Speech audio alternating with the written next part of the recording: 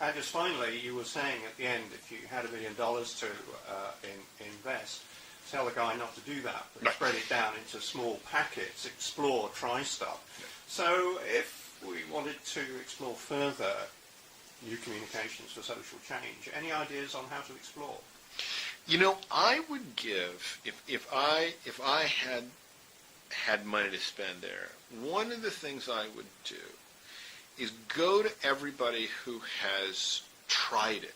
And I mean tried it hard, not just thrown up a wiki and then seen it not work and shut the doors, but really tried to change people's minds on something, whether it's a campaign for animal rights or gay marriage or whatever it is. And not just go to the people who've succeeded, but go to the people who failed and pay them to document it. Just give them, whatever an honorarium would be and say, write us 2,000 words about your experience.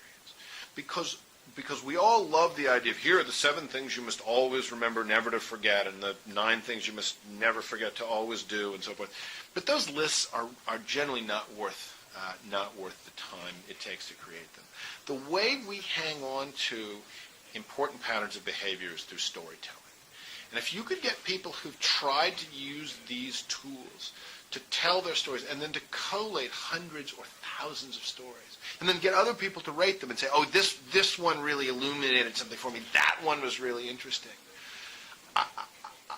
Having the story of how social change happens, I think, would be a really profound way, because a lot of the knowledge of how to do this essentially remains with the people who've tried it. But being able to spread it, I think, is a really critical step that people aren't concentrating on enough yet. So worst practices. Well, exactly right. Exactly right.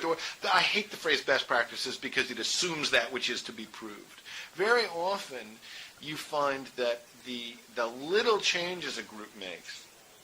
Right. Howard Dean famously sent their people into the field. Howard Dean, being a Democratic candidate for president in 2004. Sent his young volunteers into the field in Iowa, which is who votes first, wearing these orange caps, which is the sort of Dean color. But it made them look not like a solidified group. It made them look like cult members, and it kind of freaked people out. And so you think, what would the vote have been like if they hadn't been wearing the orange caps? Like very often, it's not the grandiose goals, but the little strategic and even tactical changes. So documenting not just best practices or worst practices, documenting practices and saying this group of practices added up to something that worked, that one didn't. And letting people just go and get the sense of what social change as an overall goal is like. That, I think, would be so much more valuable than just a set of rules and tools kinds of ways of transmitting information, because stories are the things we really remember.